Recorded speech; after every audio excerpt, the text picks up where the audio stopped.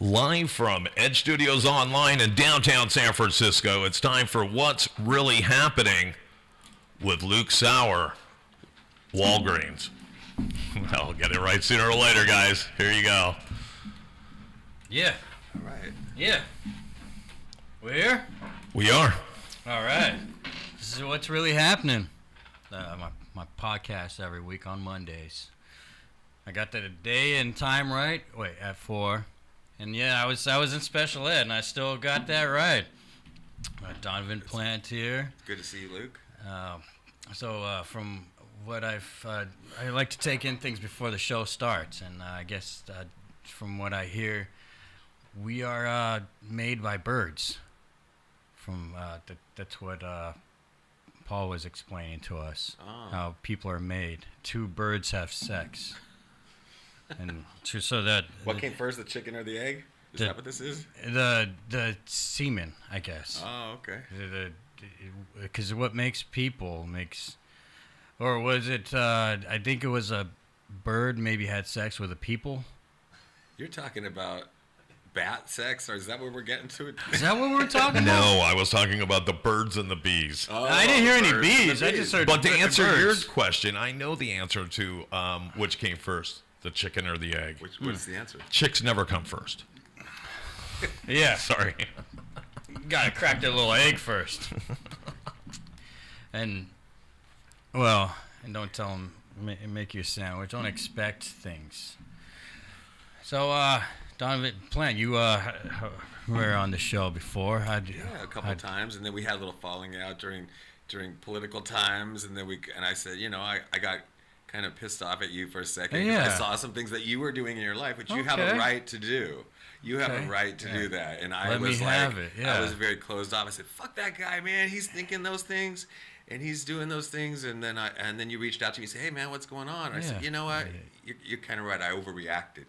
So it's good to see you again after, a few years. And yeah, that was 2020, right? It was somewhere between 2020 and 2022. Because Facebook really reminds you of your memories. Yeah. I guess I happened to be in Idaho. Yeah, I remember. I saw that, and I was like, fuck this. But, honestly, to be truthful, everybody deserves a right to fucking have their own opinion. And that's kind of and when you get to a place where you don't allow people to be different than you, I don't know if that's a good place for me to be, Yeah, well, yeah, just like, my mom, she said she's having a lot of problems at work because of her beliefs that she said she didn't even tell anyone she believed in. So now she feels like real bullied at work. Oh, wow. Isn't it weird? Because it would be like some more political, Somewhat political, the beliefs. Yeah. But she said, no, I never said any of my beliefs. And people just assumed, and kind of jumped. So they knew what she believed, huh? It was more, I guess you would call it conservative or Republican views, and that people are bullying her up for. It's like, wait, so if that side's feeling bullied, yet the other side's always saying how they're being bullied, where's the equivalence? Usually there's a middle, and I think I've been on both sides because I was raised by hippies, kind of, and they didn't take me to church. They called people that went to church Jesus freaks. And then when I got older, I became a private investigator. I worked with a lot of ex-cops, and they were more on the conservative side, and I didn't have a father, really. So I said, you know what? At 30, right? Or I was in my 30s, yeah. I was like, you know what? Yeah, me too. And I became a private investigator, and I was chasing people. And every time I would catch somebody, I go, see, they're fucking dirty. These lazy fuckers are dirty. And I went to the right side. I was right politically. And then I kind of hit a point when I was around 40 where I said that the right seemed to have a lot of money behind it because business tends to go with the Republican side of things, and I felt like there needs to be a pendulum. There needs to be even weight, and that's where I started going. Now I consider myself more of a progressive, liberal or progressive thinking person, but that means if I'm really progressive, I got to let you be a little bit more to the right than me, right? Or else I'm not really progressive at all. I'm just closed-minded. So progressive, not extremist, though. Well, I think that's You know, that language of judging, like, are you more or less? It depends. To you, I might be super extreme liberal. Whoa. But then to someone else, they might say, hey, you're pretty cool, dude. Let's hang out, you know? So it's really like what tolerance, people's tolerances. Does sound different, though. So, okay. So I feel like I don't like extremists on from either side. On either side, because you're just trying to shove some. You're just not thinking, I guess, because extreme is like, this is what I believe in, and then I'm gonna believe in everything that has to do with this, and just be aggressive about it instead of thinking. Because I realize everything has its balance. Yeah, I think a pendulum is a good way to put it, where you're saying extremists are when the pendulum swings way over here. But for me, I feel like you need both sides on the extreme. You need those extremes. That's what keeps the pendulum swinging. And like sometimes, my opinion, what I saw when I worked for insurance companies and I worked for local governments, and I saw that there was so much money from their side that really that money has its politics are already designed, because to make that money, we need to regulate things in a way that makes money making easier. And so then there's people over here. So like I was a PI, they'd walk me into a company and they'd walk me to the management. They'd say, hey, those guys down there, they're fucking our employees and they're cheating. We gotta figure out a better way to deal with them. They'd walk me in and I was just like a high school dropout.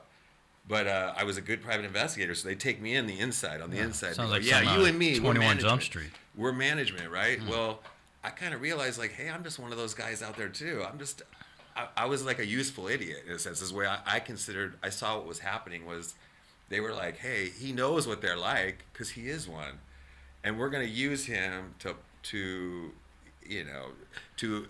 sway things in the direction of business, of money. So that's when I kind of said, you know what, I'd rather be on the far left as a counterweight to what business automatically does. Business automatically pulls to the right because, in my opinion, conservatives. Well, so this is what they try to present as. So I guess more conservative is actually I say conservative because I kind of don't like the word Republican. Because I do. No, I hate Republicans. I mean, I shouldn't say that. I shouldn't say I hate Republicans. Oh, there he is, right? But I hate it's okay. You'll go viral, maybe. I take it. No, I want to take it back because I don't want to say I hate Republicans. I was one at one time, so that's kind of silly.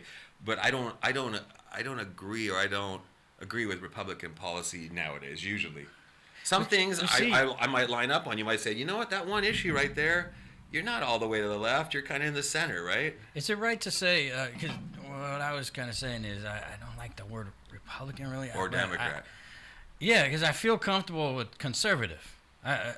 Is that a crutch? Because I do have more of the beliefs, but I don't like the word Republican. Okay, so are you conservative fiscally or socially or sexually, religiously? What part of you do you think is conservative? I do feel like my views are more conservative. But about what issues? Which issues? Well, I mean, so I like when I used to watch the different debates or whatever. There was the more side that seemed like more patriotic. I guess.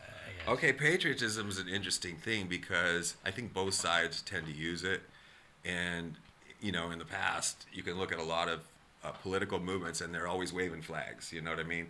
And that's understandable. Our country, man, has a great history, and I really am proud to be American. I think that I'm patriotic, but I'm also not going to be just knee-jerk, wave the flag and say, fuck you. I'm going to listen. I think that our country has made some mistakes, you know? I mean, every country has. But it seemed like, the other side wasn't saying anything like that. They were more focused on, I guess, the orientations and everyone should be equal, I would think. Yeah, I see what you're saying. I didn't see any of the patriotism on the other side during their conventions. Right. But I think it might be because I just saw it was more like the race and the orientations and that kind of stuff. And okay, I see what you're saying. I mean, of course, none of that should be tolerated. I'm like, yeah, but everyone should be. I mean, I think in a weird way we're kind of saying the same thing. I know you. I know if we went outside and you saw a person of a different race get their ass beat and it was unjust, you'd fucking jump right in there and break that shit up. So really, it's kind of like us being taught to fight against each other when we're really kind of the same. Well, we're kind of the same. It is, yeah. You know, I mean, but so on certain issues, you know, I'm very leftist, but that's just I have my life that brought me to that, my life experience that brought me to that.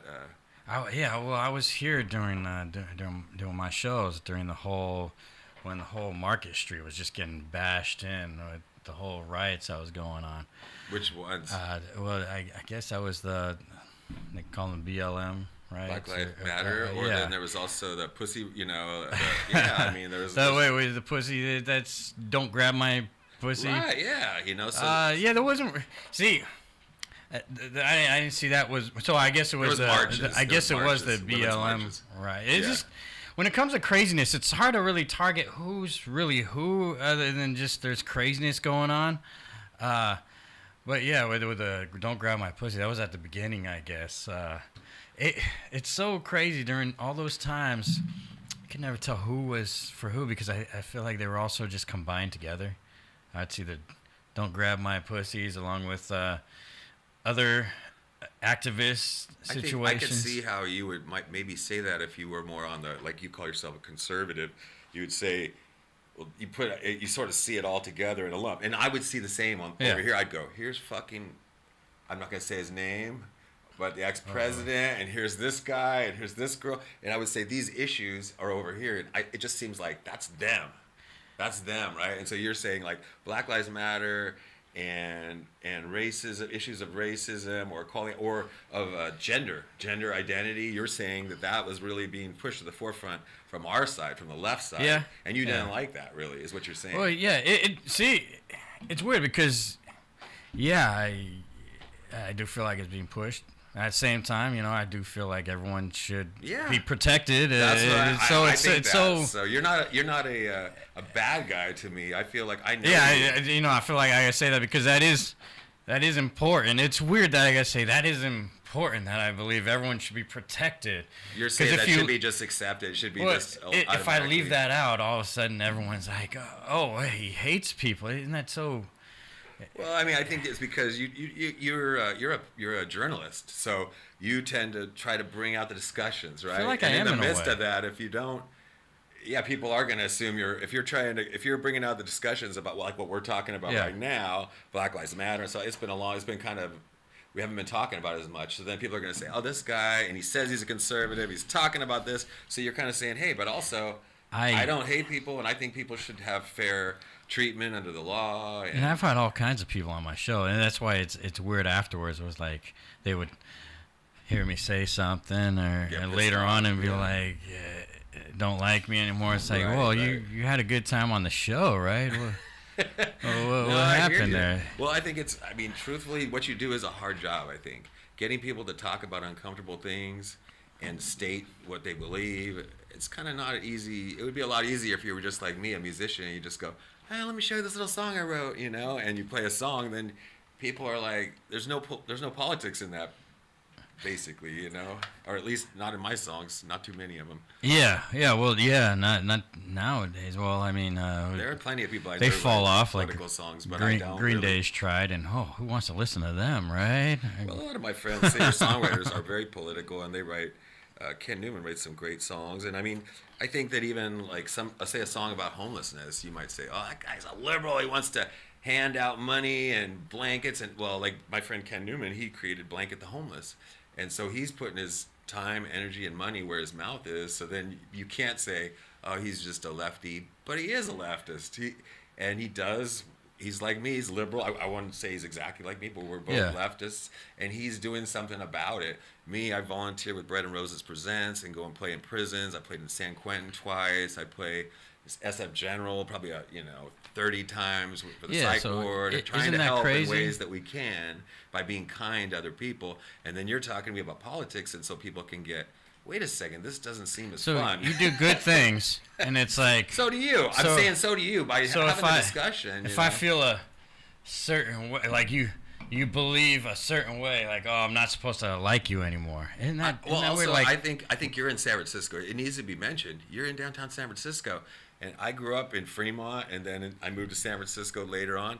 And this has always stood as sort of a, well, not always, but it's kind of stood for a long time as a left-wing stronghold, kind of like, hey, this is where people can come here. If you're gay, you can come here and you won't be ostracized or made fun of. If somebody attacks you, we're going to protect you. So we're kind of we're way over on the pendulum. And I do historically, you know. I mean, yeah, I don't want people being attacked.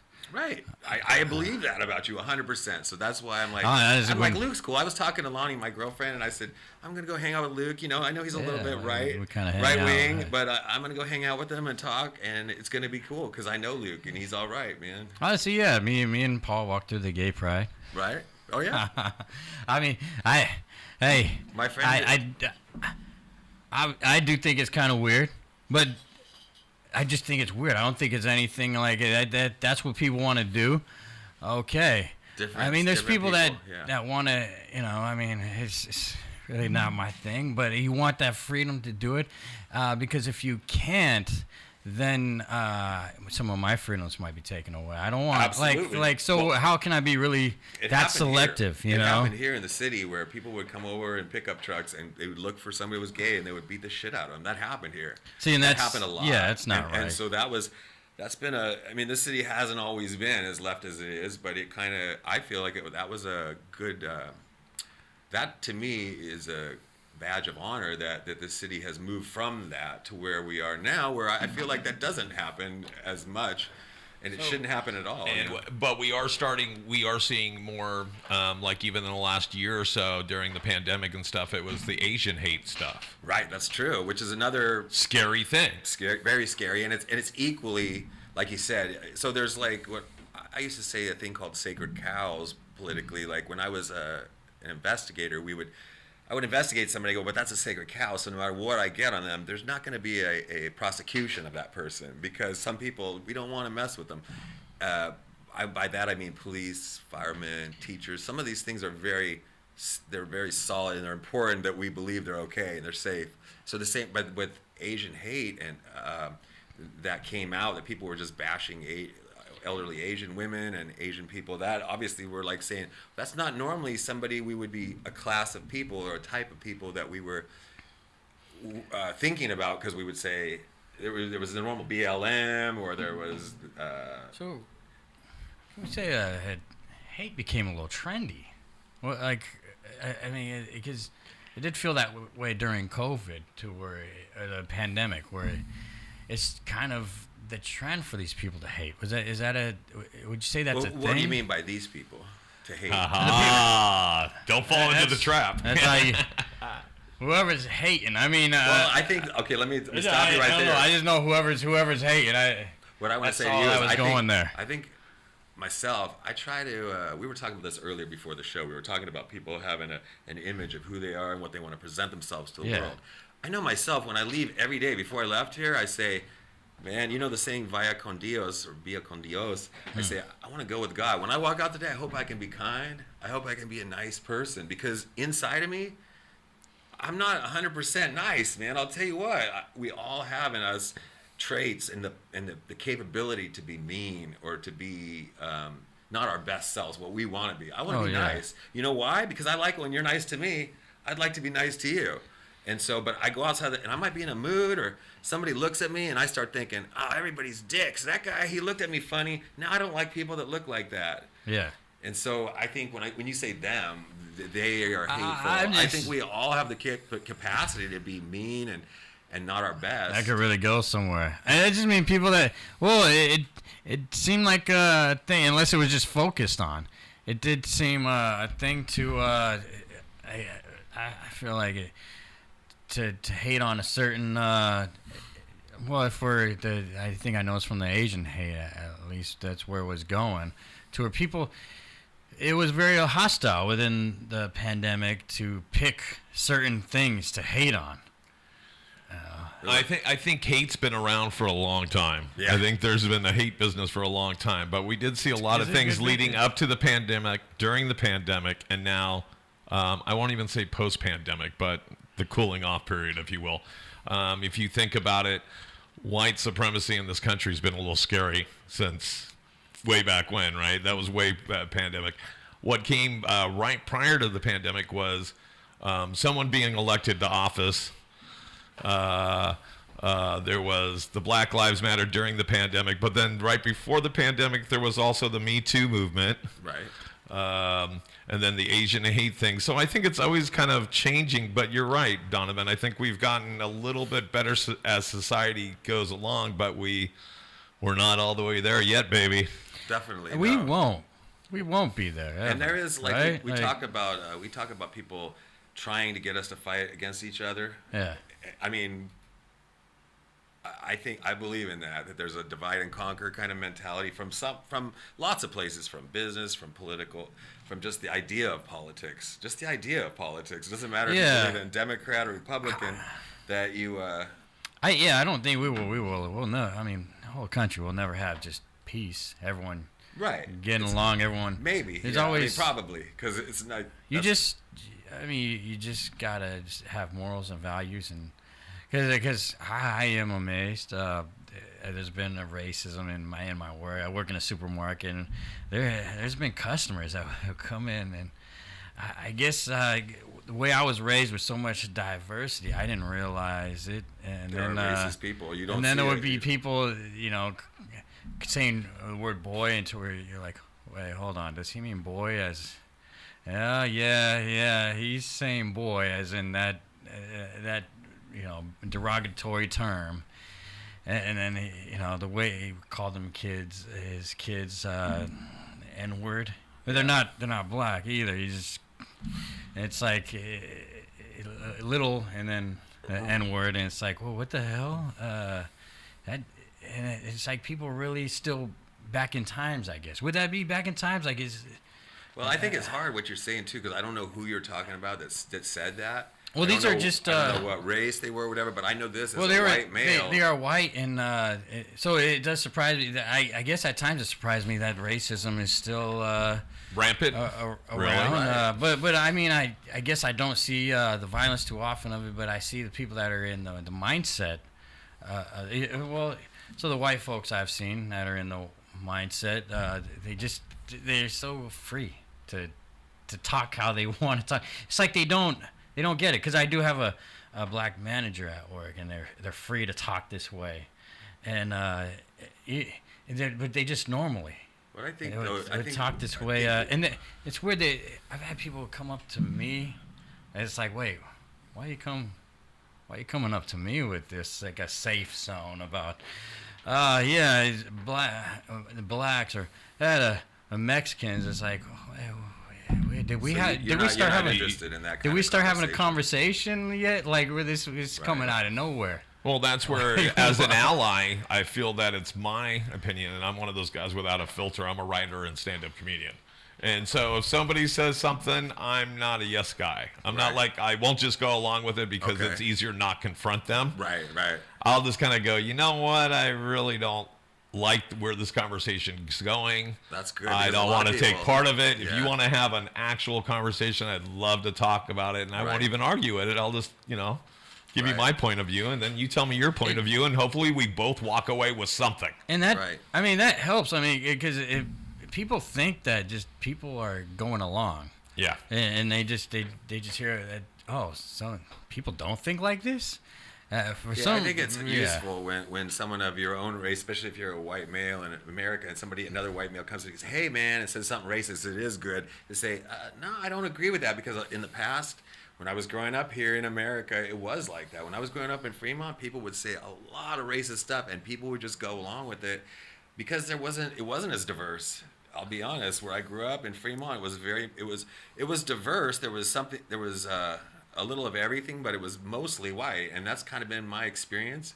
And so then in the last few years, we've gotten a lot more diversity in the Bay Area, and a lot of white people that I know are kind of like pissy about it. They're frustrated, but it's changed. And I mean, we've had kind of a sweet deal. I mean, not even sweet deal. I feel like we had white male, like we made more money than women. We've had a lot of things just kind of we've had it easy, in my opinion. So you believe in white privilege for sure? I believe that I've definitely been, I've experienced white privilege. I can point out different things, and I know that it's hard when things change. Right. People get freaking frustrated. Well, and then they say things like, which I know Luke didn't mean it in that way, but when he said something about like those people. Those people. So right when you hear something like those people, or hey, I'm not racist, but it's the but part that you know after everything after that is going to be the most racist stuff you've ever heard in your life. And so there's a fine line here. I am a middle-aged white guy in America, and so I find myself sticking up for things where I feel I need to. Right. But there's those times where I almost feel like a Karen, and I'm using my finger quotes. You guys can't see me. I feel like a Karen. I might not be a middle-aged white woman, but I'm a middle-aged white guy, and sometimes I've actually been called out like, "Oh, we don't need you fighting our battle." I get that too. And I kind of get it, but it's like, what am I supposed to do? But okay, but it's kind of like the LGBTQ question around that. They want allies also, right? And so I would think everybody that's on your side and has kind of got that point of view is, I don't know, it's one more. I get what you're saying in a weird way. Like you're like, I consider myself one of the good guys. I'm on your side for your movement, but at the same time, they're like, also, but you're not one of us. And so, like, shut up, know your place. Boy. Know your place. Yeah, and I'm definitely not the guy that says white lives matter too. Right. I mean, I mean, you know your place. Because when I saw these BLM rights, I was like, damn, it's a lot of white people causing vandalism. I mean, they're supposed to be like talking about, I'm standing up for and you're black lives, more like Law and Order. That's what. But hold on, why is there so many? So what frustrates why you are they making their crime? Right? Yeah. Is that what you're saying? Like, is the vandalism and things like that? That's what really kind of. That's where you say, look, I get your movement, but when you start vandalizing businesses and things, then that's where you don't like it, right? Because you were raised to follow laws and. Well, yeah. But I can understand, well, I mean, because we're white guys, so we had a sweet deal. Cops would I stop don't know me. about all that. Well, I can tell you, I would have cops stop me. They've given me back marijuana pipes when I was a kid. Lots of stuff. And I mean, it's just like, hey, you look like me. Right. And then I knew kids that were African American and Asian, and they weren't treated that way. And it's just because, hey, there was more of us around everywhere. So it is kind of weird because it was racism, in my opinion. You know? I don't know. I guess I was raised in a black neighborhood. Okay. And all of a sudden I was. Boom, Oh, so was I, but that's not always the way out, or that's not always. Yeah, I'm not adopting the now, and now I have a black friend kind of thing, and I'm using my finger. I've had people say, you're one of us. My black friends, you're one of us. I'm like, that's cool for you. I'm not going to go out in the world and start saying that, though. Well, somebody even actually called me their end the other day, and I'm like, oh, okay, thanks. Same you thing. Can't use that word. It's like. Same thing. Yeah, that's what I mean. I've had black friends say that to me. I'm like, no, it's to you, but it's uncomfortable for us. Is what I'm hearing. Kind of what the discussion is saying is like, hey, it's kind of uncomfortable for us. And I guess what I'm saying also is, in the big scheme of thing, who gives a fuck if it's uncomfortable for us? Because change is always sometimes difficult, but it's like not really. So we do need to get out of the way a little bit sometimes and just say, hey, let you have your movement, but I'm for you because I'm for everybody. As long as you're not hurting people and you're worried about being treated fairly, then that's fair. I've thought about it and realized I don't feel like I'm liberal, but I also don't feel like I would get along with either side for too long because my views aren't love the police, but they're not hate the police either. Right. Because I've had my issues. Right. And like when you say just give them back, they give you back your stuff. Man, I've had just liquor. Oh, go ahead, sorry. What? No, I got sangria in there, non-alcoholic. Go for it. Actually, no, I'll just go. Go ahead. No, it's non-alcoholic. I mean, yeah. Well, I guess it also privilege also depends on your what you're raised in. Right. Because once my dad left, it was it was a little rocky. Went from living in the car and being on the streets, and then I guess I have had that real. I'm sorry that I didn't know that you had that. So Well, you lived in your car, in your parents' car, and you lived on the streets. So that's a little more. When I was a kid, so it's not like I realize it's struggle. I guess because it's just that's my life.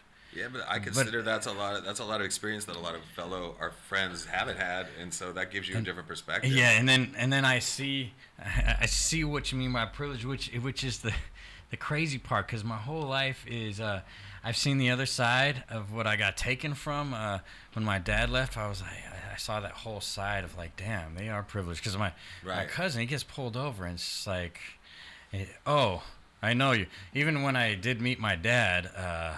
I think it was 9 years ago. Wow. I decided to go meet him, and on my own, I was like, I'm gonna meet that guy, and he got pulled over. It's like, oh, Mr. Sauer, we're gonna be neighbors. I was like, dang, that would never happen to me. Wow, rub off on me, bro. Because there was so many times in my life where I've gotten pulled over and accused of things, and then I end up going to jail. And it's like, why? Okay, so many times where I would just, when I get pulled over, I would just assume the position. Right. Hands on the car, and you're like, whoa, he's used to this. Oh, we're not expecting this. And so many times where I'd have to spend the whole 14 hours and lock up and. So you're saying the privilege. You had your plenty of times where you didn't feel like you got privilege. You were treated just. I'm sure, but I never thought about it as a real struggle, because it was just what I feel like that was my life. Yeah, things were different. I don't know. But I'm how old sure are you? that's why I don't feel like I don't feel like pity about it, because I'm sure people have there's people that have worse. Yeah, when I was growing up, my stepdad would just beat the hell out of me all the time. I mean, there you go. See, I didn't have a dad, but I didn't have one to beat me up either. I had him until I was about 12, and then I didn't have a dad for the rest of the time. But he would always have a beer between his legs, and he would backhand me so hard that I would just, from 5 years old on, I remember. So things were different back then. He was racist. He would say, and he was violent, and also, but I've come to a place in my life where I look back and I go, man, that guy was fucked up, man. He had some issues, and it wasn't really about me. He wasn't really my father, so he probably had feelings about that, and he was just violent. Maybe his father probably beat the shit out of him. I guess how I see balance is, so I see all the destruction of the buildings and businesses, but what I was raised in, you were taught to and I consider, I guess I live a street life, but also the culture I was raised in. My mom knew Huey Newton. I never got a chance to actually meet the guy, but I was at his funeral. Wow. Which you still see the culture if you're there, and I met Muhammad Ali there. Wow. And my stepdad was black, so you have a little more knowledge than I do, because I have you have more of a diverse background where you could kind of understand things a little differently than I. Yeah, I don't try to really pride on things. Just I try and think sensible, and it just doesn't make sense to be like against police, or really like I love them because they're police. Like I feel like that's why there's no balance every time. Like because I'm conservative, I will get invited to a pro law enforcement. With a Blue Lives Matter. Right. I'm like, I wasn't owed an apology. When every time I've gotten, wrongly accused of things, but I have had, good police at the same time, but I've had so many bad moments, but then good ones. So I've been around long enough to see where there were good times where the police actually were in neighborhoods. People knew the police. Right. And I know what you're saying. I think I agree with you on the police thing. I worked with a lot of ex-cops, and I've had a lot of good experience with cops. And I think partially I'm saying, like, even though they were good, I was white and they were white. And so, and I don't know, that's not bad on them. But I'm saying it was easy for me because I was friggin' white. And then there was racism amongst the ranks, but you can't say that every cop was racist or Yeah. is racist. And I think now Yeah. I'm seeing more and more diversity within law enforcement. You see all different races and size. It used to be a highway patrolman, you had to be like 6'2", or else they wouldn't even look at you, you know. And military. Yeah, for there's a lot of things patrol. like that. So now they have, you know, things are changing, and so yeah, I agree with you. I don't think you should be anti-police, but I think it would be different if I was African American or Hispanic, or because I might have had experience in my parents, their views. They saw some things that they would be teaching me, like, hey, don't trust those guys because boom, boom, boom, boom. And I can't say that's not true because I've seen a lot of things, you know, I've seen a lot of history that has been. And so, yeah, that's a bigger problem. Like what that is usually police who've already had complaints and they're not being dealt with. Right, exactly. And there's so probably psychological issues, and so just put them on the desk or something. But the BLM movement, I think, to me, you brought that up. And I'm saying that specifically is addressing police and saying, hey, we can't have it like that anymore. And even though you're saying, hey, it's not, it's an attempt to make a change and to say, hey, we need more transparency. I mean, that goes back, transparency with government and law enforcement goes back a long way. The sunshine laws, be able to go look up records and see how people voted or what things were going on. Things need to be changed. Yeah, damaging properties and yes. You're damaging your own people in your own neighborhoods. Oh, when you're saying doing violence and yeah. I mean, but I think that revolutions in all countries you look at, there's a lot of that. They just start breaking shit and you know. And then that's when I'm like, you're like, well, you're saying like, look. That's when I'm like, bring on the police now. Right, I can't complain about them now. Now we need them. I hear you. I hear what you're saying. Yeah. No, because we're also in California, or at least the Bay Area, where I can't just go out there and handle things like this person's I know what you doing mean. Some violence. I gotta go take that person out. I've always said the police because I have a mother, and if you have a daughter or a sister, for me, I always felt like I don't need police for me per se. I can't say that for sure, but I know for my mother, I'm glad that police exist because if my mom's walking down the street and something happens, I'd like to think that a cop's nearby and they would come help her. So yeah, I think that law enforcement and what happens? So I know there's a lot of situations where. Well, it's kind of funny because in situations, people are, well, the police didn't do anything. And it's like, well, I mean, you want them to do something? I mean, right. And there's so many situations where it's like, damned if you do. You were against them, but now you wanted them to do something. But then I'm looking at a situation like, geez, what could they have really done? Like the very second.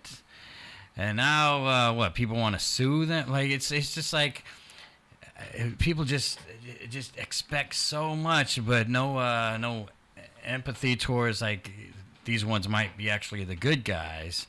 I do feel sorry too for law enforcement. I mean, if sometimes I look at them, I go, man, I wouldn't want that job for all the money in the world because it is hard. But I can understand the backlash against police if from certain groups.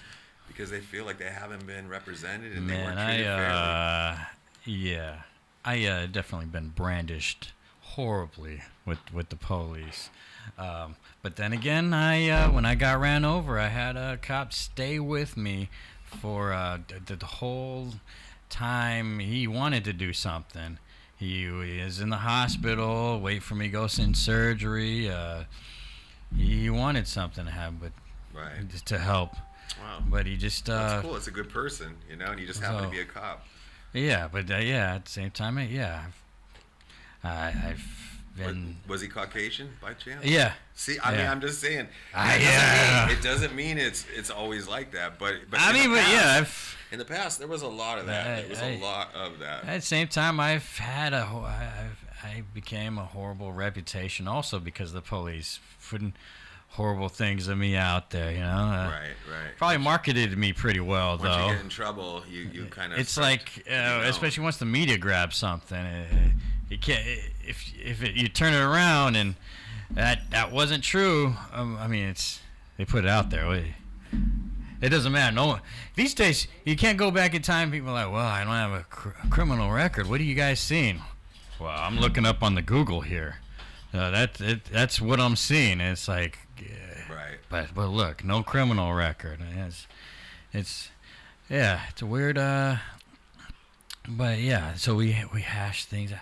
Cool, So man. it's Good to the- talk to you a little bit. I didn't want to talk politics. I go, I'm going to go see Luke, and I don't want to talk politics because we have. But I'm the one both who sides brought are it great, up. man. I'm the one who brought it up because, it needs to be. See, the only thing, I think extremism is a little much is because you just get stuck in certain ways and just want to fight. Don't want to hear the other side, Well, right? because I got a guy at work. He's like my favorite guy to work with, but politics is like, I guess he gets a kick out of it. I mean.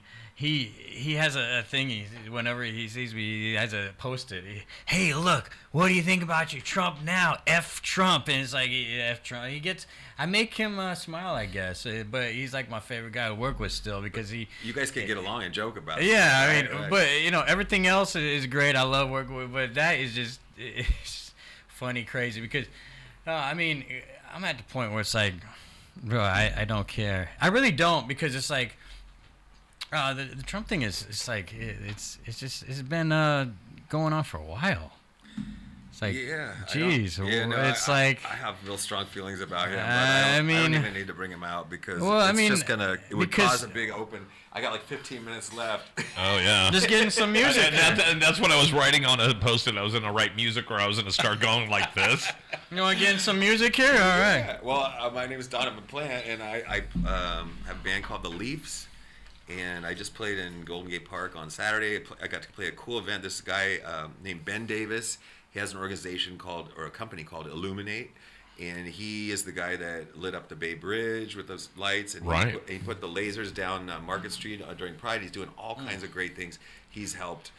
My friend Ray Vaughn introduced me to Stefan Franz, who actually does the band shell shows out there. And his company does the sound and Ben Davis has been a big part of that. So now we're having stages out in Golden Gate Park called Music Mosey on JFK, where on each end there's musical acts. And so I got to play out there on Saturday, and it was fantastic. There was a beer and wine truck out there, and they have a little fenced off, and it was great. People were playing. There was no politics. People were just enjoying the sunshine. And that's when they had the park closed off to all motor traffic. JFK is closed, and a lot of people were kind of frustrated, I think it's a cool idea, but it depends, like on closing off roads. Some people are saying, hey, man, you're causing traffic. But, yeah, it's good for people to be able to go out in the park. The only problem I had was Carnival.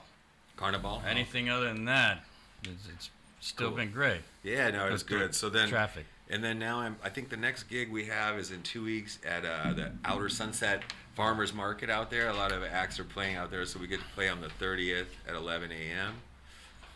And that's at Ortega and 37th. I think my friend Kevin North booked me on that to play that.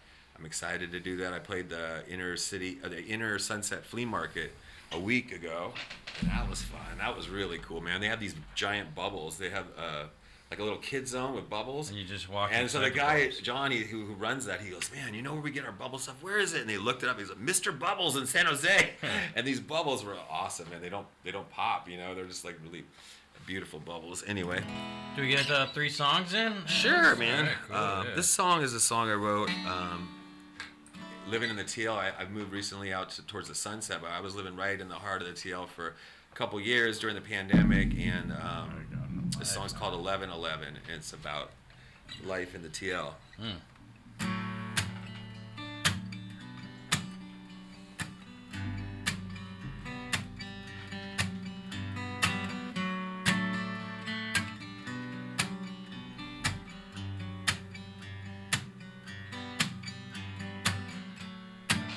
It's 11 after the hour. Midnight will come and take you under her wings, and you fly far away from your mother and your worries. You won't cry anymore. You see angels mirror, baby, but you can't hide from you. Now you can write in the mirror, crying and sniffing, baby, but you can't hide from you. No, you can write your own story. So many angels around.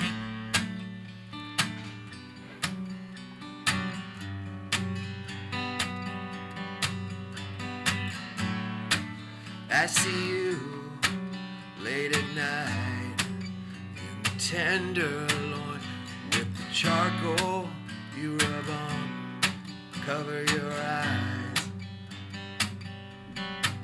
And the boys in their cars take you to planets far away, and the rockets burn in the sky. Oh no, but you can't hide from you. No, you can lie in the mirror, crying and sniffing, baby, but you can't hide from you. Now you can write your own stories, too many angels around.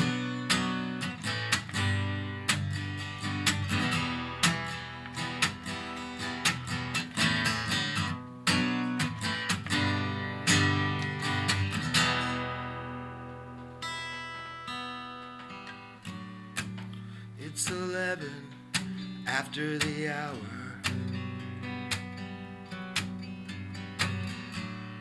Midnight will come and take you under, and you fly far away from your mother, and your worries, you won't cry anymore. You see angels in the mirror, baby. Wow. All right, thank you. Just look at that. That's a bass guitar. It's a bass guitar? No. Right? No, it's an acoustic at Taylor, but I'm just a I bigger guy, so I kind of like do this little chunk thing that kind of makes it sound I don't know. I feel like I hit the guitar too hard sometimes. But It's meaty.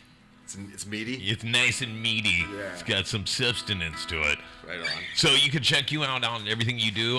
Donovan Plant Music.com. That's right. That's you, the website. What came about composing that song right there? Honestly, I was in a relationship, and the person I was with was partying a little more than I wasn't enjoying it, and rather than being pissed off, that song just came out of it about the person that I was living with, kind of.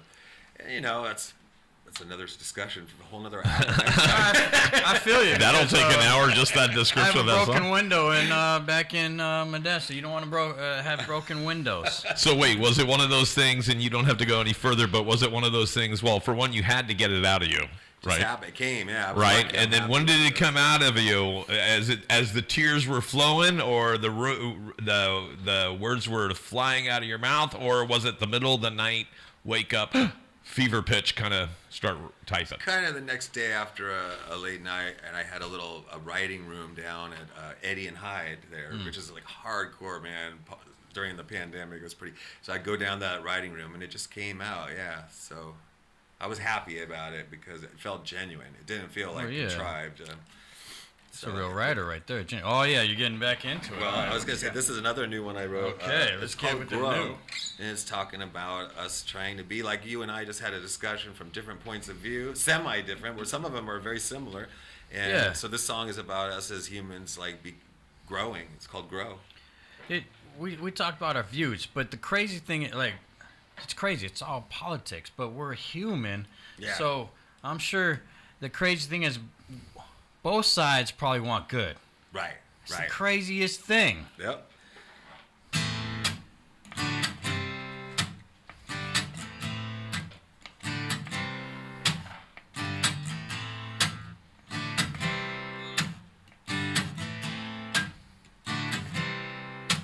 I see you standing there, looking at everyone like no one cares. I know that hurting just like you. So many people, so little time. What will your energy do with mine? It's so much better when we help somebody. Might be your sweat or your time or your money, but we got to grow.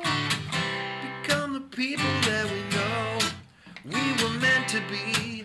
We got to grow. Yeah. We got to.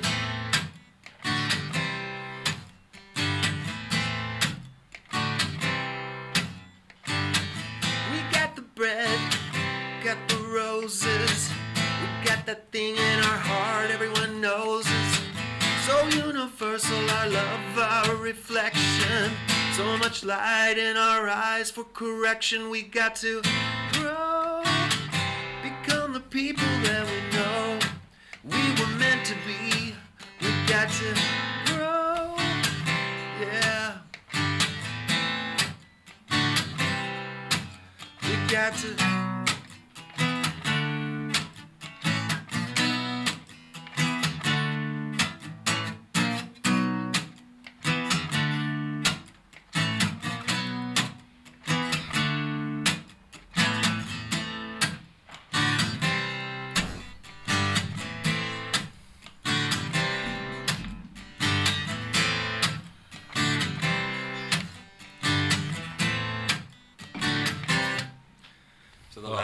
Last part just went along without words because that's where guitar solos go and stuff. Ooh, so, yeah. You know, you should do detective songs, detective series. Yeah, I mean, like series. They don't have anymore, do they? What kind of detective were you? Were you like Barnaby Jones, Starsky and Hutch, I worked Kennan? for an FBI agent here in town called named Richard W. Smith. He was just on the news about the serial killer. He's on the news all the time. But I worked for an ex-FBI agent. I worked for, my mentor was out of Oakland. His name was David W. Smothers. But I did surveillance. So I would follow somebody for, they'd give you 2 or 3 days. They go, you got 2 or 3 days. And you go follow them for 2 or 3 days. Sometimes I had one client where I would get 5 days a month, every month until the case closed. So I'd watch you 5 days this month, 5 days next month, 5 days the next month. And those ones you had to be really careful because you're going to start to get used to me, start to notice me. No, yeah, I used to do loss prevention and 8 hours of staying in the store, following people without a uniform on. Yeah, I had guys that were upset at me because thought I was checking out their wife. The worst part was checking out their kid. Like, oh crap, this is bad. I better get because I gotta look behind the crackers and then the little cracks of like cereal boxes to watch people. You know, it's like you're making me feel bad now watching your kid. Now I want to just go home. Yeah, I followed somebody to Marine World once. Over there in Vallejo, and they had tickets and I didn't, so they got inside. And I had to buy a ticket. By the time I got inside, I don't know where the hell they are. Started searching all over the park, and I found one of their kids. And I had to follow that kid until the kid took me back. And it felt pretty bad, like you said. You know, I mean, it's kind of like a weird position to be put in. I was doing it in Central anything Valley. wrong. The kid was just doing his thing, but it led me back to the parents. You said Vallejo. Yeah, Vallejo's rough too. Yeah, I think we're a little better out here. Like someone would just point a gun at you and be like, "Bro, I don't got a gun. I can't do nothing, man. And I can't even follow you past this line right here." But in the valley, yeah, they were a little different. They just seemed like they just got out of jail. They were like, "Hey, man, I will kill you." And it's like, I had one guy I put a handcuff on. Yeah. And he actually took off with my handcuff on him and shoved me around a bit, and then. Because like this guy was big like Shaquille O'Neal. I was like, dang, out here they just drinking milk straight from the cow's teat.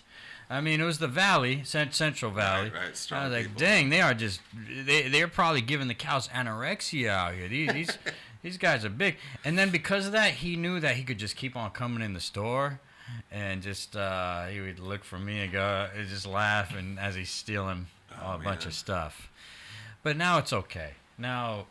As long as you're not doing that job anymore, right? No, I'm not. That's but it better. doesn't matter because for me too. I don't like following people anymore. If it's under 950, it's all. Well, even like you were saying at Six Flags, which is an amusement park here, you're tailing the kid. So to get lots of finger quotes for me today, by the way, tailing the kid. No, I yeah.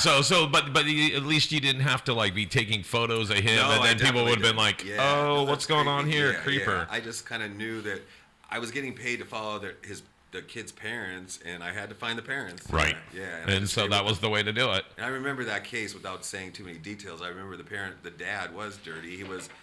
He was lying pretty hard, and I mean, I don't usually say that. I try to, but he was. If it's true, I got good video. But that's usually not his point. Is that he leaves that for the court. Right. That's not his job. Right. I had to take down a mother who taped taco meat to her body. The only reason I could, because you gotta see it, and then you know, okay, she taped I mean, you can't, meat.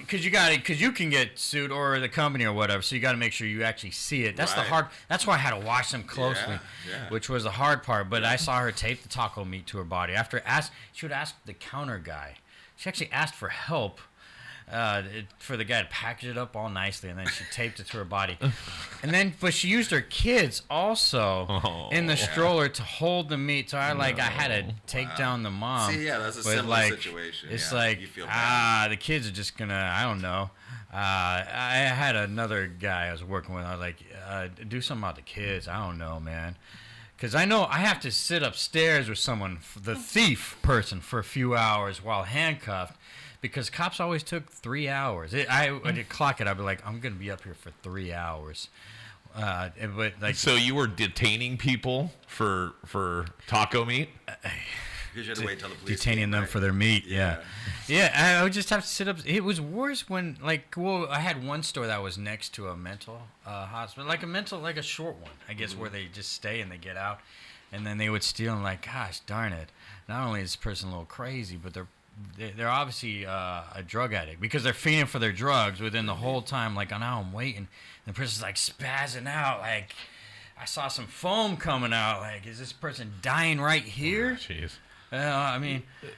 And just to clarify, you meant a short-term mental facility. I suppose. Not a mental facility for short people. Because the building was only 3'5". Oh, no. Sorry. That would be awesome. I would like to investigate a place like that, a mental hospital just for short people. I can feel for you though, doing that job and then being in an area where there's people that are going to come in that are probably going to be stealing all the time. So your job was useful because it was sort of sending the message, hey, don't come in here and steal because we're going to prosecute you. We're going to catch you and prosecute you. I don't know how they let me do this job anyway. And by the way, that was not good, Donovan. You laughed at every bit of that short joke. All right, I know you have one more for us because you're leaving early. You're leaving. You were in a psych. You did. I didn't music. know. I was told it was an hour. You did music for a psych ward, right?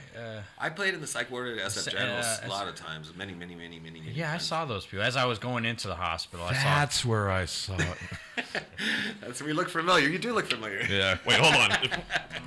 I had a straight jacket on once. It was. I don't know. Why do they call it a straight jacket? What if I'm... I don't know, because I was hella gay at the time. What if I'm not gay? Hold on. No, stop it. But no, you know what? They don't pay those people enough either. It's the security for psych wards. Because I got offered, Francis and Chet, I don't know, we mentioned, she was actually there. So I was like, all right. She was in the hospital there. I was like, yeah, we work together. But when I got to, they gave me the interview and they said how much I was going to get paid. And it's like, yeah, this is how much. I guess I could use a job right now. I was thinking security, not too much going on. And the pay, I was like, so it can't be too much. And then they showed me on the screen. They said, oh, yeah, I'm going to have to hold people down. I was like, the person was getting scratched and bit on the screen. I was like, how much you paying these people here? I was, rough job. Does that ever come up in the job when you figure out if you're getting your raise? Oh, let's see what you've done this year. Oh, I see you were taken down and bitten. Oh, right, for that job. I could have said I have experience. How much pain you've suffered. But as a teen, I've been in psych wards, and it's funny. At first, they put me in the drug addict part, and then they found out I didn't do drugs until I was an adult. So they were like, you're in the wrong. What's your story? Nothing to do with drugs. You're just angry. Are you supposed to be here? I was like, I didn't put myself here. I first got handcuffed and sent here. And they're like, oh, let's find out. Then I was in the other ward where people like itching and thinking bugs are on them. And then you got the nympho who just wouldn't stay out of my room. Gosh, I was like... How old were you? I was, he looks at me. Wait. Oh yeah. We know me and Paul know each other for. I think I was 16, something like that. Yeah. Very interesting. No wonder you are who you are. I'm starting to see. No, I mean. So you've got a lot of. There's an arc of his life. Yeah, Nirvana is like the only grudge I like, but we played them often, and Dr. Dre's Chronic, and it was soothing. But E40, Captain Save-A-Ho, we played a lot. But what I realized was crazy people music, and what it makes people crazier, and what the less crazy people instilled into the crazier people. Well, the people that had more issues is Coldplay will make you crazier. Really? By listening to it? So you're saying more violent music? Yes, and it's not even violent music, which is amazing to that Coldplay guy. It just makes them go like... Because I would say they're crazy because they didn't have to be that way. We could soothe them out, but Coldplay was just... They were like when you play music to the monkeys in the lab and they go crazy. That's what this was. We were in a room and they were just... And we could play the Nirvana, we could play the E40, and we could play the Dr. Dre, but... That would be a great name for a podcast. Playing music to the monkeys in the lab. Let's do it, Paul. All right. Give me an extra day. So I know Donovan's got another one for us. He's all queued up. He looked at his... I got to play and one more and I got to boogie out. What kind of, so what kind of detective did we say you were? Cannon? You're trying to I got to get going. I got to play He one has more. to leave. Okay. I appreciate you. I'm just wondering A private eye is what he was. I'm just wondering what you would do about the Zodiac killer. My number was PI 22663 was my license number, and Not gonna remember that. All right. Don't worry, you can play this back later. Okay, this song is called "You Make the Night Feel Good." What a good way to end things. Making me remember something. All right. There we go.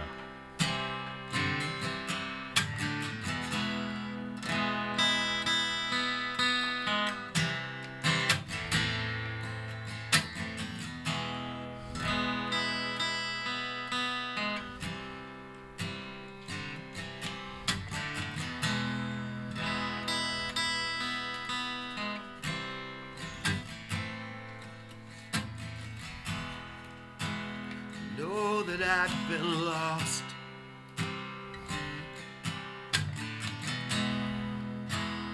And I've been found now too. Ooh, the rivers that I've crossed.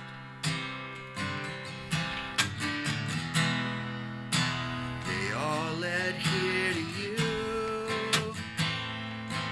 Ooh, you make the night feel good. You make the night feel good. You make the night feel good. You make the night feel good. So good.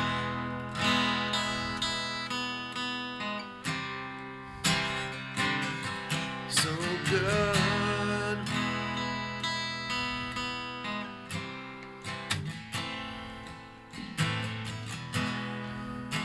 You know I've played the clown. Seen you play him too. When it all starts going down, will be someone who's true. Ooh, you make the night feel good. You make the night feel good.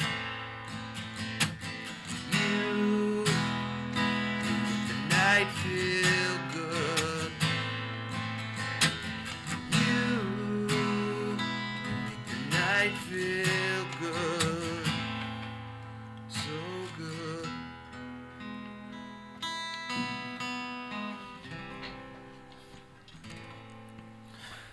Cool. Yeah, we could Thank you, Paul. we could do another. We could do a half hour, just me and Paul. Yeah, we can, but he can't. I'm sorry I didn't know it was an hour and a half. I scheduled it for an hour. Well, I have just random thoughts we could go on about. That's why I say not like a whole time, but I got random thoughts going on. It was great to see you. It was great to meet you, Paul. Great meeting you, and I hope to have you back in studio. Yeah, that would be great. I like the setup. I like this. I like your presence in here. I think, it's cool. You're an improvement. Thank you. I appreciate yeah, you hear that? it. And then the other thing is, I would like to invite you back to play some music, and I'd like to give you a little bit of free time here in the studio, and I'd like to actually hear you lay that down and then lay a vocal on top of it. Okay. Because I think you could totally harmonize with yourself. Yeah. I think it'd be pretty bad if you had like 3 deep of you. That would be cool. No, I've been playing with the looper pedal a lot too. So. Oh, there you go. I remember your pedal. Yeah. So again, Donovan Plant, DonovanPlantMusic.com. Definitely go check out everything he's doing. Do you got any gigs coming up for us? October 30th at the Outer Sunset Flea Market, 37th in Ortega. There you go. And if you see him, make sure to say hi. Go follow him on all those socials and tell him that what's really happening. What's really happening? That's right. All right. So and then for doing some extra time with Paul here, got to announce that. So I won't be naming what's that. Names that could be. Oh, jeez. I'm not worried about talking about anybody because I don't need to go out of my way to talk about anybody else. Yeah. Well, let's just do this. This is called the red. What's the red line out? Come on, Paul. Let's do this. All right. He's Thank you again, Donovan. Appreciate it. Thank you. remember you. The Nice to meet you, Dana. Are we doing the? And Ace, right? Yeah, an ace. All right. No, I'm Luke. Yeah, it's ace. Wallgreens. There you go. Oh, sure. Thanks again, buddy. Yeah. So, well, we could say we don't care what names we say. Well, actually, I just don't want to talk about anybody else because I was actually just talking about somebody earlier, and I said, hey, you know what? I don't even want to talk about this person, and it started up a conversation that I didn't even want to get into. You know what's hilarious? There's people that would love to say they did things. We could think we're unstoppable, but then there's that one person that'll something will happen to you, and they'll say they did it. Right. I wonder how many people say they ran me over because I can't say who did it. So I bet there's people. Oh, I gotcha. People, you do? Yeah, sure. It will protect the innocent. I gotcha. And Mr. Ace has got his buddy over there, Dana. So what do you got for me? So that was cool. I liked having Don I didn't get a chance to ask him how he's feeling. Oh, you brought your little mental health chart. So here, I'll answer for myself. I can't answer for Donovan. You know, he seemed like a really positive individual. I'm guessing he didn't feel any of these negative ones. No, this is no. You could. So you how could do I answer feel? it for I would yourself, think. man. Well, I'm going to answer for myself. If I was to look at this chart, and I'm not going by the actual faces, because I look like the angry dude, but not the facial. Because who you look like. Yeah, because the hair, the lack of hair thereof. What am I? I am. To be honest, I'm a little withdrawn. Wow, I did sense you were a little distant today. It's just You got a lot of stuff going on. It's Monday, and it's halfway through the month. We are trying to launch more shows here at Ed Studios Online, and so it's just been crunch time. From about the middle of the month to the beginning of the next month is always a little tight for us here. Yeah, there's not too many. Right. Hey, look at that. I like that. We can say on either side of this, and apparently, Maid Marian is your sponsor. Yeah, we need a sponsor. I've never done that. So you do have 4 shows. One is two in a day, but yeah, we got. Yeah, I need to record more content because I've actually been here. Let's do an infomercial. Do an infomercial. What are we doing it for? Your station. Oh, for our station. Okay, cool. Hey, you guys. Let me see here. If you're looking to express yourself in a free, positive, and safe environment, it's Edge Studios Online and .com. Because why? Because I've been to all these other studios in the city, and this place you can actually come in here, have a conversation with me. We can listen to what you're trying to create. Luke is creating a video podcast series that he's carrying on from 2 other stations prior to this. And so that's his vision. Maybe your vision is a YouTube series, or maybe you're just trying to record stuff for your website, or maybe you just want to do a PSA for your dog. You know, whatever it is, as studios, we can help you get that off the ground. We can help you as much as you need it, or we can back off if you're one of those pros. So, I mean, we have everything from full-fledged studios like we are in now at Studio 1A. You can come in, you can run the board, you can run the cameras, you can run the video matrix, you can do all that stuff. Or you can have somebody fully produce your show. You can sit in Studio 2. You can just sit at your table or sit over there in Studio 2, be filmed, and not have to do anything but just have the conversation. So we do everything from full service to we back off. So it's Edge Studios, man. That's what we're doing. You should have, I guess, you're very peaceful. You should have the love for all places, unless, places, because, that's a good thought, because you doing comedy, you might not get along with everybody, but every place station has like some people that you know. Every studio I've ever been to, the reason I'm not there and that we're here now is because of those experiences. None of them were very positive. They all had takeaways. Even this room brings back a lot of great memories, and then there's some really bad ones. But I've changed that. We've brought in a priest. He's exorcised the room. Yeah, it was my second show, right? Was that first show? Wow. Yeah. Wow. So, I mean, everybody's got a different situation. I just want to make sure that I provide the artists here in the San Francisco Bay Area a safe place to create.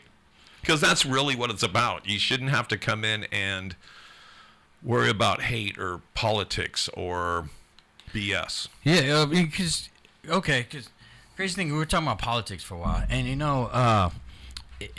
he's a journalist. He said, I do have a journalist mindset. Because actually, the thing that we didn't get along with for a while, I was in Idaho, and all of a sudden there's a Trump. It was like a cruise. Oh, you're talking about Donovan. Yeah. And he was like, I had to get attacked a lot. But you know what? He said journalist right there. So I do have that mindset in a way that you should be able to go anywhere, really. And just, I think that's a journalist mindset. Would go anywhere just because you're, curious of it anyway. Oh, because you're bringing the news to the people? Well, I mean... where you're being a journalist is if you're being unbiased. In other words, you're not picking a side. If you're going to a Trump rally, you're not really a Trumpist, or you're not really a Dem. You're just there to report what you see. Well, in a way, yeah. I mean, the curiosity, I guess. Okay. Because I do lean more conservative, but I mean I'm just curious about all kinds. There's certain places I would just steer completely away, but. Well, I mean, okay, so let's look at January 6th in our country. If you were there as a journalist, would you have been able to idly stand by as people were doing that to our Capitol? So, you know what? As much as I go conservative, I'm going to have to plead that. No, I'm just kidding. No, I will. I'm looking at the corner of the room, and she's like, no, you're not. I'm all about answering everything. That was a Clinton joke about pleading the fifth. Your executive producer says she would have got out there and kicked some ass. I would, because I think that's so that is what we're talking about, extremist thing right there. I would, no matter who I'm. That's also the thing. I don't quite consider myself a follower either. I think that's more the follower people, the people that were going all nutty like that. I mean, I do get the comparison of, oh, they let the riots happen. But also, we could just, I do think they're going in a little too much with January 6th. But with what you're going at, no, that shouldn't have happened either. So, if you see that happening, should have done something. Yeah. If you can. I mean, so what would you say could have been, like, if you were standing, do you think a lot of people were just standing there? Well, okay, so either you were back and far back and you weren't doing anything other than watching it go down, or you were in there and you were probably doing bad stuff. And so here's my problem is, I would have wanted to be one of the people kind of stopping, but being one person stopping it right, all you're going to do is get stomped down like a lot of those Capitol Police did. So honestly, I think I would have walked away, or I would have. All right, I don't know what I would have done, but I would have wanted to call the entire army and to stop it. The crazy thing about being, like I say, I'm more conservative. Also, I would not be there. So also that's where it's like it becomes. It becomes more sketchy because I wouldn't be there. You wouldn't have been there in the first place? Yeah. Okay. But I know people were there, and they did say that they were just off in the distance, didn't have anything to do with that. I know, scaling the walls and stuff like ninjas. I understand that, but people really followed hard, didn't they? Well, yeah, and a lot of those people were doing time now. Yeah, like the people I know that were actually that were just there, they are being investigated. Right. Anybody who was caught on tape, they're being scrutinized and looked at, and they should be, because, again, it's all right to peacefully protest, but that's not what was going on there. Well, I'm saying the people that were just there. Right. If they were far back and they weren't doing anything, and they weren't up on the steps, and they weren't breaching the building, and they weren't. Yeah.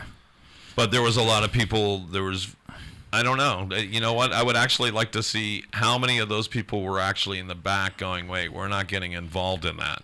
I should bring some of those people in there and here and talk about that. Well, it would have been interesting if they would have actually... people that were there. I don't know, the scaling walls, I don't want nothing to do with those people. Well, right. But just in general, that whole January 6th committee... What do you think about Trump possibly, he's being subpoenaed? Do you think he's actually going to go to be on the stand? So we're talking about Mar-a-Lago. Is it Mar-a-Lago? No, this is for the January 6th. They just did a vote the other day on Friday. So, when it comes January 6th, I think that's pretty drawn out. I mean, so what are you saying? Like They just subpoenaed him. They just took a vote in Congress to see if they were actually going to have him sit down in front of the January 6th committee and answer questions under oath. So if he got subpoenaed, he should go. So you're saying, do you think he's going to, though? Yeah, he has to. Well, he's supposed to, but, people get subpoenaed all the time and don't show up. Yeah. Well, for a whole year. I didn't, because I was like, the police, I don't know what this is about. Might be a scam, and I eventually had to go to court. Police brutality thing, not to do with me, to do with someone I saw. He is a witness, but okay. Yeah. So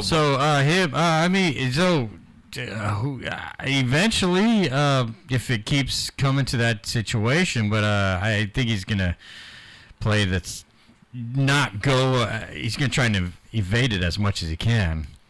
Right. Because it's it's not a good idea, right? To avoid that? To go on trial. Well, it's not a good idea to go on trial, but sometimes you can't avoid it because you did something wrong. We're still talking about January 6th. Yes, we are. So what is he? He currently has I forget how many things he's being indicted for. He's being he's like, there's the New York thing. There's, I guess, the sex scandal thing. There's the Mar-a-Lago on the papers. The sex scandal thing is? Yeah. Not the Stormy Daniels. Talking about Stormy Daniels? No, a new one. A new one. Well, what are we talking about? So he has like, I think he has currently like 7 or even, at one point he had 15 cases that they were looking about bringing to trial. I don't know what it is now, but there's at least a handful of ones that I can name off the top of my hands. There's the Mar-a-Lago with the documents. There's the sex trial one. There's the January 6th. There's the New York thing where his entire family, business, and everything else are being indicted by the district attorney's office in New York. And then there's and then there's the whole campaign messing with votes and shit like that. So I can name at least 5 that are going down. If he actually is there or does time for one of them, that's another thing. So all the first parts, like I would think if there was something on him, it would already be he would be already in trouble right now, right? For the January 6th, I think it's because they were getting all those other witnesses first. They were trying to get all their info, and basically they were getting their ducks in a row. So when they've got him sitting there under oath, they've got all the information they want. I feel like I watch one channel, and then I watch the other. I watch Fox News, and I see the other channel. Oh, you see 2 different sets of news. So it's like I'm waiting until like it's on the regular everyone's. What is regular news? If it's not CNN and if it's not Fox News, what's in the middle? I'm waiting for that. Because it just seems like nothing seems real yet. And then I'm not really. You're in more denial than he is. I'm just telling you. I think he's okay. He's gotten away with everything. Even you just mentioned Stormy Daniels. All he did was pay a parking ticket. Okay, so he's really gotten away with everything to this point. Do I think they're actually going to hold his feet to the fire? Don't know. Does he deserve it? Yes. Yeah. That's my opinion. But will it actually happen? I don't know. It's kind of like that thing during the campaign when he said, you know what, I can go out in the middle of Fifth Avenue, shoot someone, and still get away with it. So I don't know. I don't know what it's going to take. But all I know is the more that he drags this country through the mud, the more it's going to be impossible for us to save face with every other country on this planet. I mean, we had no problems with other countries while he was in office. Really? Man. Okay, so this is a great place. This is where Donovan probably should have left because. Well, I thought I'd get a little. I had some questions for him, but I guess I had. So like the Trump thing, I think that Trump. I think Trumpers are in denial. Spot, you know. I think Trumpers are in denial, but I think that both parties are in deep trouble. Both parties are to the extremes, off to the side. The right is far to the right, and the left is far to the left. And the reason the right is getting away with what they're getting away with is because, for the most part, the Democrats are letting shit go down that shouldn't be going down. And again, I mean... Are we still going, like, they're... Just the Trump thing, they're letting go down? Well, like I said, I think that the Dems are blowing it because, like, things like...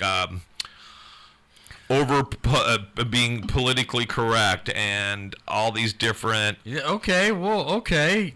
So we're messing up too, and I say I'm Democrats not sure. are blowing it. I think I'm on point with what you're saying. I'm not sure what you mean politically. I think correct. Both parties are so far from where they were that they both have issues. They need to both come kind of back towards the center. Where their beliefs were originally. Republicans are nothing like they were 20 years ago. Same thing with Democrats. I did hear that it used to be a lot closer. You used to have some. Well, at least they were in the central of things. Yeah, there's some of the same values, and they did cross over. But so I listen. But I would like to actually go. Yeah, Biden. I would love to. But okay. Well, the crazy thing to throw in there is that I don't think Democrats even like Biden. But they don't like Trump, obviously. But they don't even seem to like Biden. And I don't like how his last. So he's the president, right? So I don't want to really disrespect any president. So okay, right. He's the president. So, votes, whatever. We just say he's the president. And when he said his one of his last speech was just all about, the MAGA terrorists. Like, man, come on. Isn't there more to this Trump people? Like, isn't there more in this country you want to put out there to be against? Like, come on. Plus, like, to me, it's like, what are you thinking here? Don't you want to unite? Like, why don't you just disregard that and play politics by, like, making both parties go, wow, geez, I just gotta go along with this guy. He's right. Instead, you're like trying to divide. Am I right? So so politicians, that's always their job. Interview that speech he did. I mean, not lately, but so politicians. His whole thing was about how matter. MAGA and Trump people are terrorists. It's like, bro, why is our president making a speech like this? Well, okay, so politicians have always been about dividing. They should be more about uniting. When you start thinking about the great uniters that were presidents, it always goes back to Kennedy days or something. It goes back to the 60s. There's not too many, it's all about fear mongering, trying to get the other team to look bad. And sometimes that's by raising yourself up.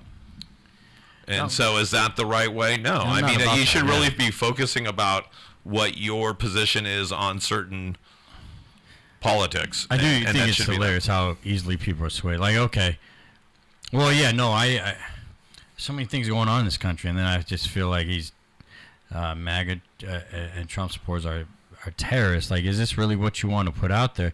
But people easily sway. Like, so all of a sudden we could get someone like Kanye that says certain views, and like, oh, he's one of us. Like, what? Is just thinking on your own here. So I do get on both sides, but so that's what he said. He publicly said that. Do you think like a president period should say? I mean, like, I wouldn't want Trump saying, well, why is it always Trump? See, I think that's the way things have gone for a while. It's always just Trump. Trump. And Trump is the reference point for a lot of. And that's what sucks. I do want to get over that. So we want a president that's, I guess, not Democrat going, oh, these liberals, terrorists, and they're horrible. It's like, do we want any side talking like that, or do we want them just talking for the people in general, trying to unite? They should really just trying to be clarify their position on their issues, on the things that they matter to them. Yeah, I wouldn't want a Republican president or politician talking about like just targeting a certain area either. I want just someone just talking about for the people. How are you gonna fix the crime here? How you gonna go down? Maybe you're feeling something else here. I see. Yeah, I was looking at your hat and I was trying to think of a new. Feel you popped out the. Are you feeling regretful of what I'm? Your hat choice. No, I'm just kidding. No, this is I love your hat. Yeah, because I haven't asked her fashion yet, right there. Oh, Dana might. Yeah. Okay. So we'll look over to Caesar. Caesar, what do you think of his hat? Give him the thumbs up or the thumbs down on the hat. She's not paying attention to us. Yeah. What do you think of his hat? I think it looks adorable. There you go. She did. Okay. She likes it. Wow. So there you go. He didn't know. I think he looks cute. She doesn't completely mean that, but I'll take it. No, but she does. She means it means she cares about you. Yeah, man. But yeah, that's actually, what's amazing on Donovan Plant's last show he was on, I did have people unfriend me from that show, but we made a pact. Here we are again. Well, that's interesting. You'll have to tell me that off there because I want to know why was it because of the political position you took on things? Yeah, well, what's funny? It was actually J. Austin Graham. Okay.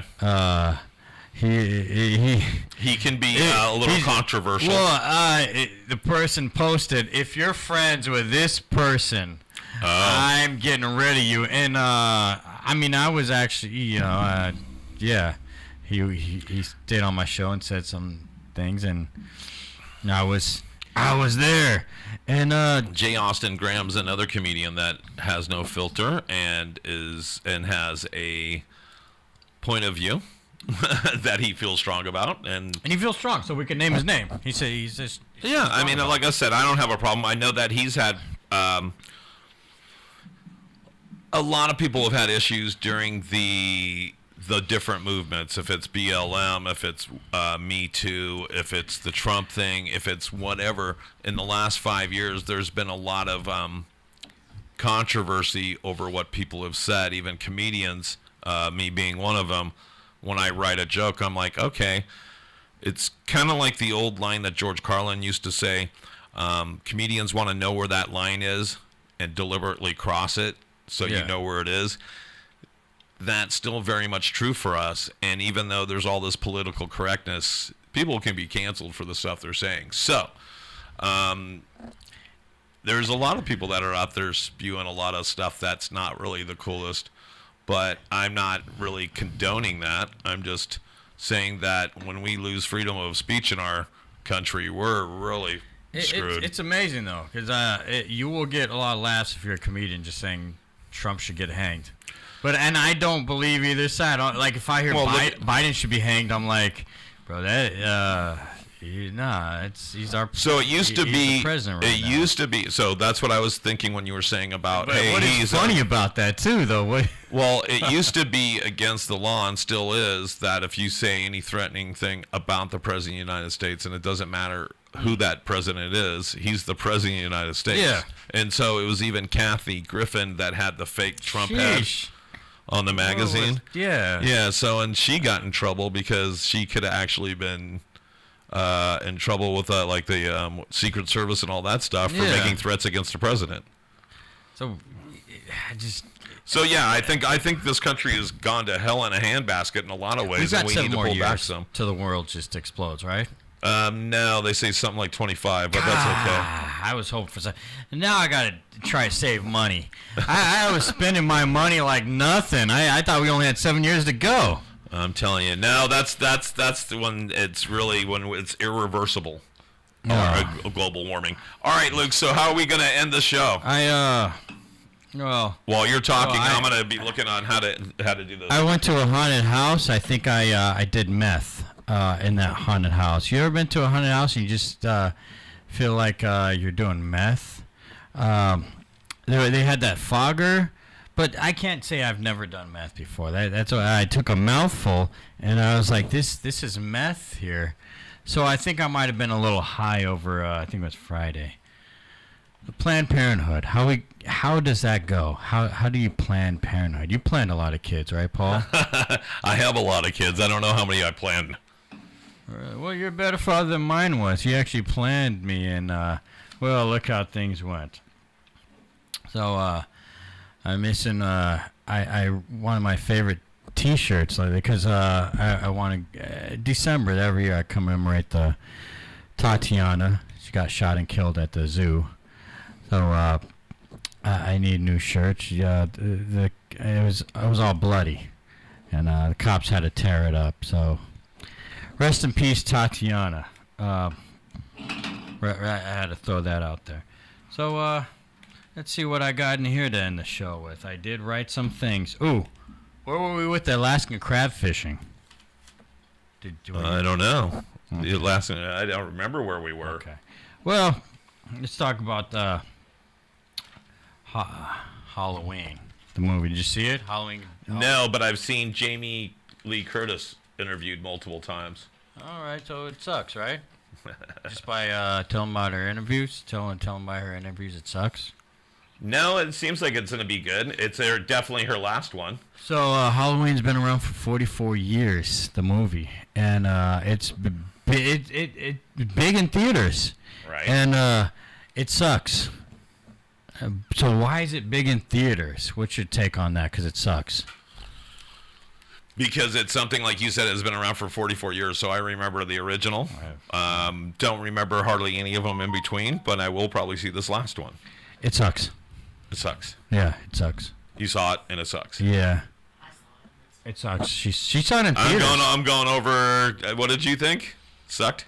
Dana saw it. Oh, I was on my lunch break at work watching it with the cat on my lap, and the cat didn't want nothing to do with it. And then Dana messaged me. She said she's at the theater watching it, and it sucks. And I was like, you paid all that money? So she's one of these people that made it boom in the box office. How were you watching it at home? Peacock.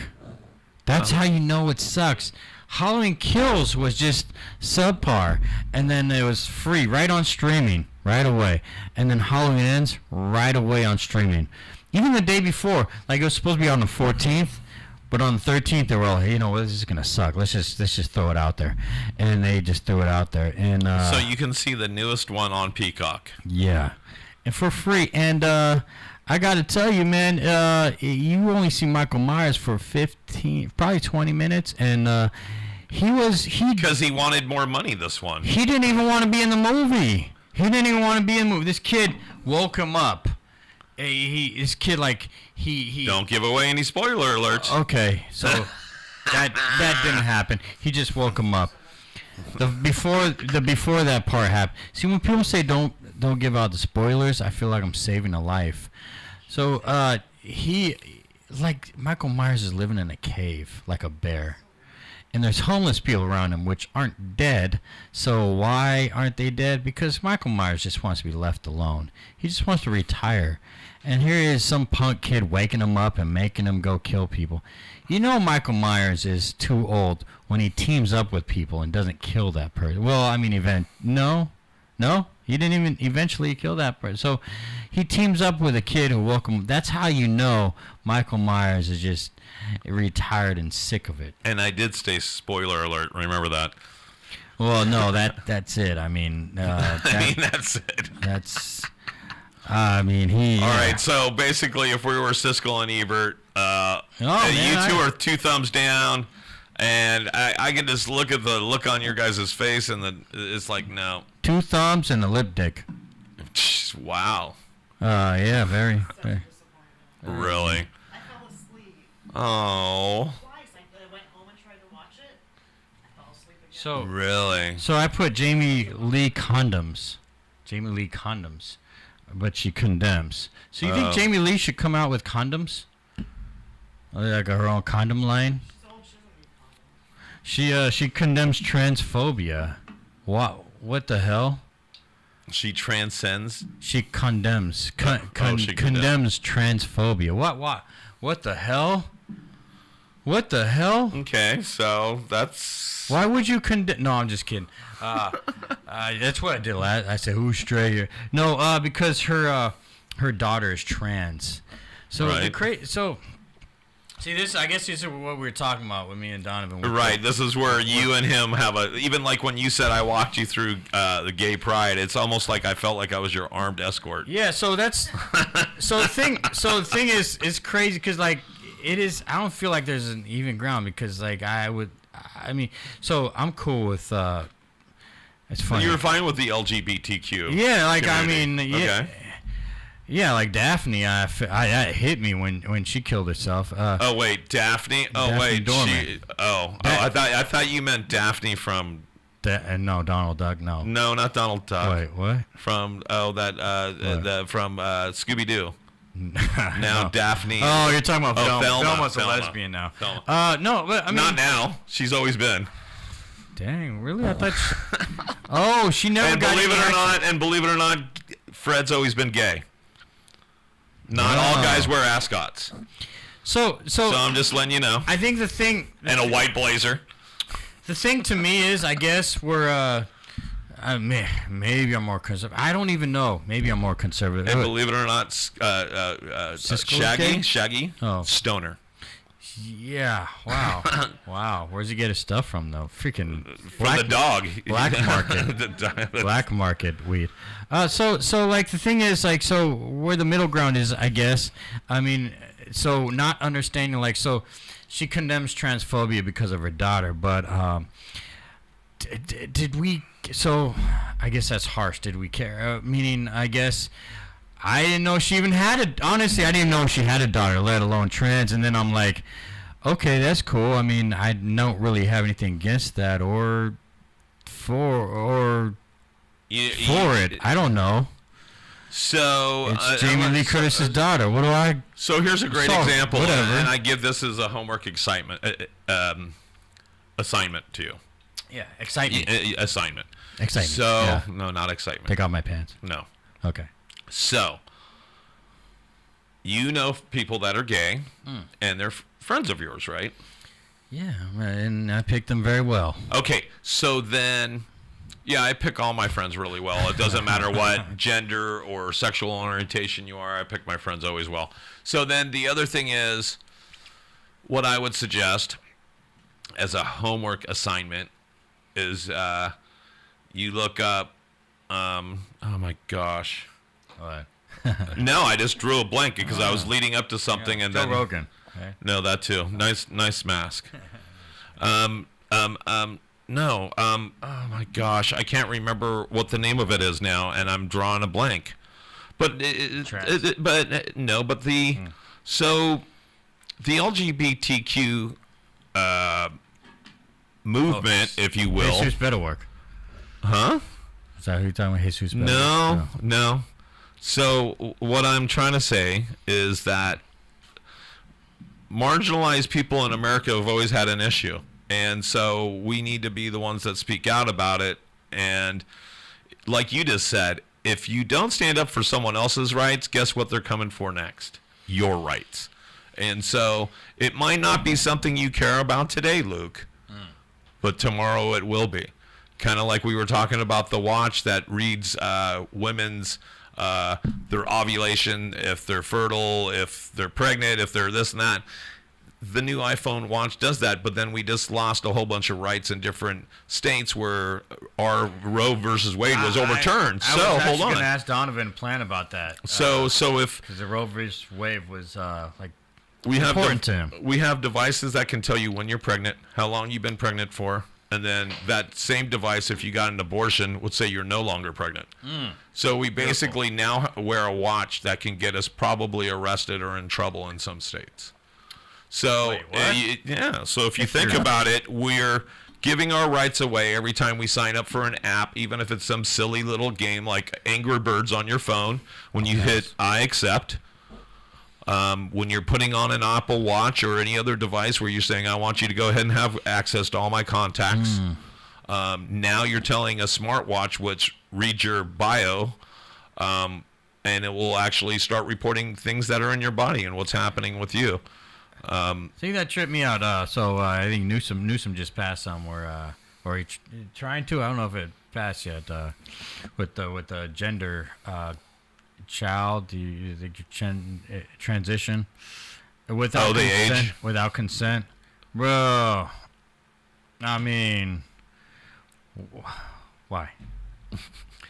Because people believe in it, and there's a bigger percentage of people that are doing that. Well, now. if your parents are like no, but then you turn 18 and they don't, and their no doesn't matter. Well, no, they Hey. still even like if you look at and we've got to wrap this up, but even last night they showed a great Last Week Tonight with John Oliver on HBO, and he actually referenced some of that stuff, and he did a really good job of doing it. So why? Kids are never going to be able to transition without their parents okay, without doctors okaying it.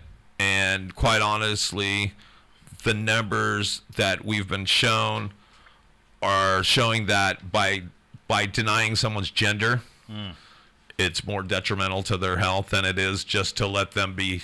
You know, these are kids. We want them just to be kids. We want them to be happy. They shouldn't have to fight for their own rights. Well, kids, though. I mean, But yes, there are kids. And so, well, there'll always be adults that are voting. And hopefully there's always adults that are watching kids. And so hopefully there's no kid left behind and that everybody's taken care of. But yeah. so I don't think I'd graduate high school without No Child Left Behind. there you go. I mean, I don't know anything, but I graduated. And John Oliver, stop Stop harassing my friend Emily Bowles. Jeez, come on, man. She got a family here. So, Bill Murray sucks. Why? What the hell? What happened to Bill Murray? Why does he suck now? Why? Wait, every SNL star says he sucks. Well, he's had from the past. Every SNL, like Rob Schneider. Right, because a lot of people, because he's always been controversial, and he's had some problems with people. Same thing with Chevy Chase. They've all kind of done that, but I mean, it really depends. Whoever you're listening to. So he doesn't suck. Does he suck? I don't think he sucks. So Chucky and Megan are feuding. Chucky and Megan. Oh, no, Megan. Oh, yeah, okay. The viral sensation. Megan. What's your take on that? Chucky thumbs up. Megan down. I mean, she looks way too. I don't know. And you're talking about Meghan Markle. No, Megan. Some kind of viral sensation, horror doll star. I'm way too old to think she's hot, but like, come on. I don't know who Chucky and Megan are, so I'll have to look that up. Horrible. Team Chucky. Team Chucky all the way. Team Chucky, okay. So no jail time for Cuba Gooding Jr. Yay, right? Well, okay, so wait, what was he in trouble for? Oh, dude, what the hell am I mean, are you reading stuff from another year or another lifetime? No, I'm just bringing this stuff up, man. Come on, I'm just trying to... I'm glad that you're up on current affairs because I don't know any of these things. I just bring up random stuff here. All right, here we go. Cuba Gooding Jr. says no thanks to booze. Well, that's good because he was, like, touching someone, and booze could like lead to it. Well, here it is. No, October 13th, so it's pretty recent. No, Cuba Gooding Jr. gets no jail time after guilty plea in sexual abuse case. Look at that face. Well, do you feel sexually abused right there? Received no jail time in his forcible touching case after pleading guilty to a lesser charge in Manhattan criminal court and complying with the terms plea agreement. Forcible touching. So now he just gets a civil case. Yeah, it was 2013 they were trying to... Wow. No wonder we haven't seen him in movies lately. Okay. Yeah, he was great in Boat Trip, huh? Like in Radio. In Boat Trip. Radio.